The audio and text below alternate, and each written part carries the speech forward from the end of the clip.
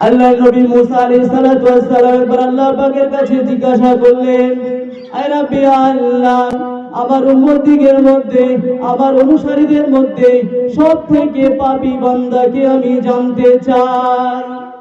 মুসা আলাইহিস সালাতু ওয়াস সালাম আল্লাহ পাক রব্বুল আলামিনের কাছে জিজ্ঞাসা করছে যে আল্লাহ, আমার উম্মতদের মধ্যে, আমার অনুসারীদের মধ্যে সবথেকে গুনাহগার বান্দাকে, সবথেকে পাপী বান্দাকে আমি জানতে চাই। তো আল্লাহ পাক রব্বুল আলামিন বললেন, আমার নবী মুসা, তুমি কি দেখতে পাচ্ছ তোমার সামনে যে একটা রাস্তা আছে? ওই যে রাস্তা তুমি দেখতে পাচ্ছ, তুমি অপেক্ষা করো, ওয়েট করো। যে ব্যক্তি সর্বপ্রথম ওই রাস্তা দিয়ে হেঁটে যাবে, সেই হচ্ছে তোমার উম্মতদের মধ্যে সবথেকে গুনাহগার বান্দা, সবথেকে পাপী বান্দা।